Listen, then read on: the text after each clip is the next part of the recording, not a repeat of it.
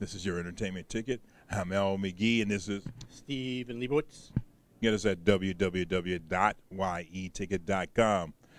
Wow, we're going to review this film I've been waiting for called The Girl Who Played with Fire. This is the second installment of the book from the novel by Stieg Larsson. Right. And yeah, the first book was called The Girl with the Dragon Tattoo in the first film. So this is the second film, and they shot all three films right in a row. In fact, the third film was already made, and this one's directed by Daniel Alfredson, and he also directed the third one too. Yes. So, but you know, The Girl with the Dragon Tattoo was very good, but the Girl Who Played with Fire. What do you think about it? I thought it was a great follow-up to the girl with the dragon tattoo. I had it had a lot to live up to. That first movie was like a great crime thriller mystery, and you had these great characters, and Lisbeth, played by Noonie. How do you spell Noonie Rasp? They're from Scandinavia, so I might Red Pace. Not Red Pace. I might slaughter the names, and I apologize because she's a great actress. She does a great job. I saw The Girl with the Dragon Tattoo at the Miami Film Festival, and the director of the film, Arden Oplev, was there. He was there. He was there? He was there. He was answering questions. He directed the first one, but right. Daniel directed the second and third. Right, but Arden, he cast the first one, so he cast all the characters for all of them.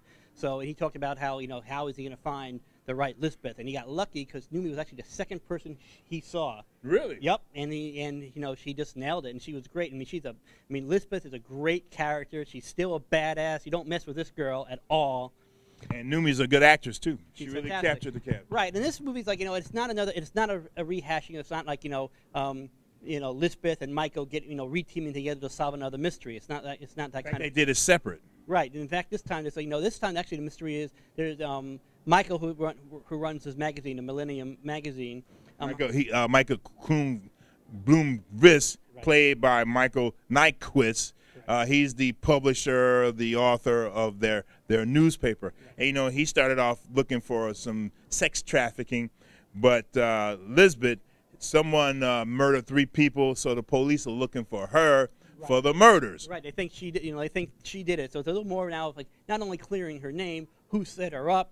This movie you find a lot more about Lisbeth's past than you had before in the first movie. Oh yeah. Right. So you got a lot more character depth. It was real. I liked how it was a completely new story. It wasn't a rehashing of the first one. There's still a lot of violence, still a lot of sex, a lot of nudity. I don't know how they're going to do this for the American version, but I hope they don't do the American version. I sure hope they don't too, because they're going to probably ruin it. Yeah. But the sex, violence, but great character depth and great story, well paced. Even though I think it was like still over 2 hours, but still flew by. It was great. Oh yeah. I thought it was great. I thought it was just as good as the first, almost as if not maybe even better. Well, that's the problem I had. Because of the first one, I was looking for something much more, and I did not get much more. And it wasn't as intriguing as the first one. Really? No, because intriguing. Going from point A to point B in the first one was very exciting. This one going from point A, it stayed on point A for a while. Then it finally got to B, and the way they found out things, it wasn't that spectacular as the first one for me. I have no idea. Did we see the same movie? Oh yeah. Because I heard, first you had point A where you had these 2 reporters bringing the sex scandal in. Lisbeth, who we know, pulled off like a big kind of robbery or hacking job at the end of the first film. So she's living well off. And when the sex, when Michael brings these 2 people in for the sex, the sex scandal is a completely different story. And when they're found dead, and the fact that the murder weapon is a gun that has Elizabeth Prince on it. Well, we know how the Prince got on there. They showed you that in the film. Right, but what I'm saying is, and that didn't take too long to get there, so that you're already at point B. At least that was my point B. Yeah, not for me. And also, it really basically follows the regular procedure, but only with a little twist or two.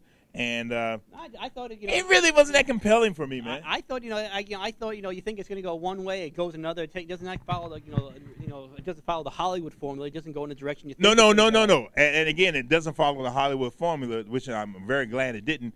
But it is still a film worth seeing, though. It Absolutely. is a film worth seeing, and I did enjoy it, but I did not enjoy it as much as the first one. Okay, it's fair enough. I said I thought it was a great follow-up. I was very satisfied, and we all know I'm hard to satisfy. And again, you will be satisfied as a moviegoer. You will be satisfied with this second one. Especially if you enjoyed the first. If you enjoyed the first one, you would not, you know, it was worth you $10, $12, whatever it's costing movies these days. You will walk out very happy that you saw this one too. The only my only complaint about this movie is the translation for the subtitles, because it's in white. Sometimes you have white on white, you can't read it. But the only thing is that you can follow the story so well that you don't really have to read it, so you can still follow it. Yeah, exactly. That's the one thing I like about that. You can follow it very well without reading. Well, how many palm trees you giving it? All the way, Al. 5 palm trees. Wow, 3.5 for me. Like I Wow, say, it's not 3.5. that. Yeah, it's a little bit above average, but it's not a great little film. bit above. Yeah, Wow. it's not a great film. It's not an excellent film. It's good, but it's not as great as the first one.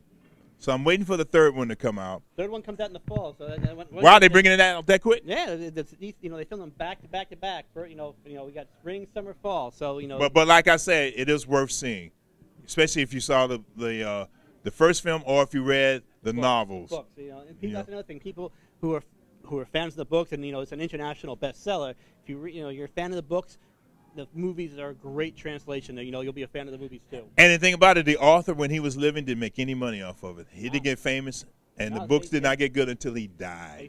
I think they believe the story is they found the books after he died. Yeah, that's right. Well, the girl. So hopefully people will find this review while we're alive, not after.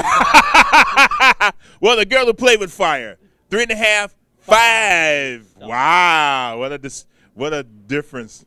All right, I'm Al McGee. Stephen Leibowitz. This is your entertainment ticket. Get us at www.yeticket.com and keep watching us every day. The day after. Yeah, man. Like I said, it was okay. I loved it.